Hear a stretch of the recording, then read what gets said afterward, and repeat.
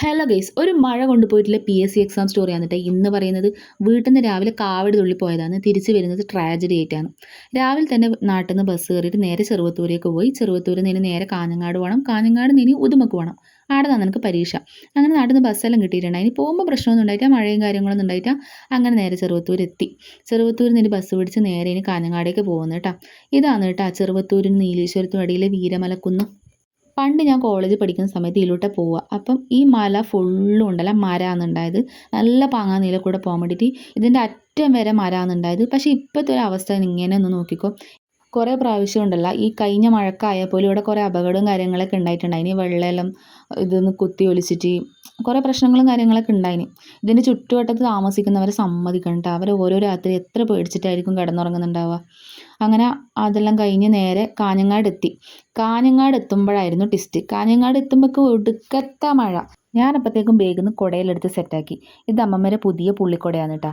ഇത് ഇതുവരെ ഉദ്ഘാടിച്ചിട്ടില്ല, അതുകൊണ്ട് ഞാൻ തന്നെ ഉദ്ഘാടിക്കാം.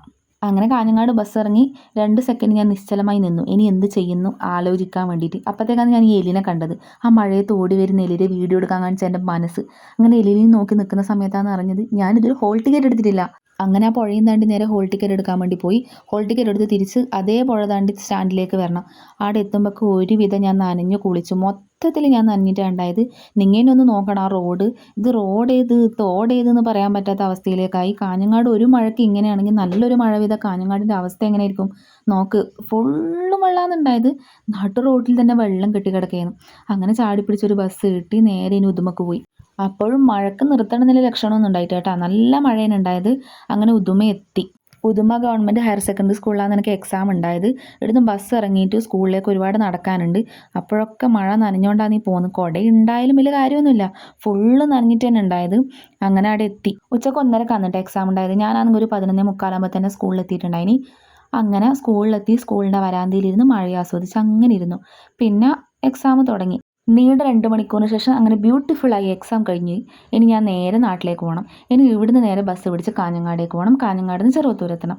അങ്ങനെ കാഞ്ഞങ്ങാട് എത്തി. നീലേശ്വരം എത്തുന്ന സമയത്ത് ഈ വൃത്തിയുടെ സാധനത്തിന് എനിക്ക് കിട്ടി. ഞാൻ പറഞ്ഞില്ല ഇവിടെ ബോബിന് മുകളിലെ പട്ടിയാണെന്ന്. ഞാൻ എവിടെ പോയാലുണ്ടാവും എന്ന് പറഞ്ഞില്ലേ. ഇവർക്ക് നീലേശ്വരം എന്നിട്ട് എക്സാം ഉണ്ടായത്. അങ്ങനെ ഞങ്ങൾ നേരെ ബസ് പിടിച്ച് ചെറുവത്തൂരേക്ക് വന്നു. അപ്പോഴേക്കും നമുക്ക് വിശന്നു. അപ്പം നമ്മ എന്ത് ചെയ്ത് അടിയിലൊരു ഹോട്ടലിൽ കയറി ബിരിയാണി കാട്ടി. അപ്പം നമുക്ക് കുറച്ച് സമാധാനമായി.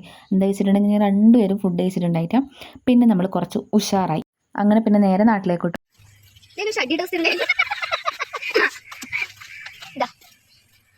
കാണുന്നുണ്ടോ ഈ മാതിരി ഷഡിയുടെ ക്വസ്റ്റ്യൻ ആണ് ഉള്ളത്. മാതിരി ഷഡിയുടെ ക്വസ്റ്റ്യനിൽ എങ്ങനെ ആൻസർ ചെയ്യണ്ടേ ഞങ്ങൾക്കൊന്നും കാണിച്ചവിടെ.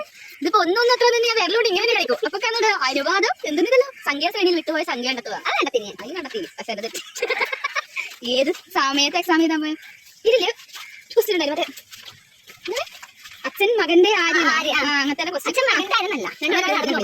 രണ്ടുപേർ ഒരു ക്വസ്റ്റ്യൻ ഞാൻ വായിച്ചത്. 2 പേർ ഒരുമിച്ച് പോകുന്നു. അവരിൽ ഒരാൾ മറ്റൊരാളോട് പറഞ്ഞു നീ എന്റെ അച്ഛനാണെങ്കിൽ ഞാൻ നിന്റെ മകനെന്താ. നമ്മിപ്പോൾ അത് അവര് പറഞ്ഞു തീർക്കണോ? ഇതിലും കൂടെ ക്വസ്റ്റ്യൻ ഇട്ടിട്ട് എന്ത് തീർക്കണ്ടേ? നേരെ വായിച്ചിട്ട് മിസ്റ്റേക്ക് പറ്റി പോയി. അല്ലെങ്കിൽ പിന്നെ മറിക്കും. ഇപ്പം 2 പോസ്റ്റാണ് ആകില്ലേ. അത് 1:30 മാള്. അപ്പൊ ഓക്കെ ബൈ. ഇത്രയില്ലോട്ടാ. ഇനി അടുത്ത PSC എക്സാമിന് കാണാം. അപ്പൊ ഓക്കെ ബൈ.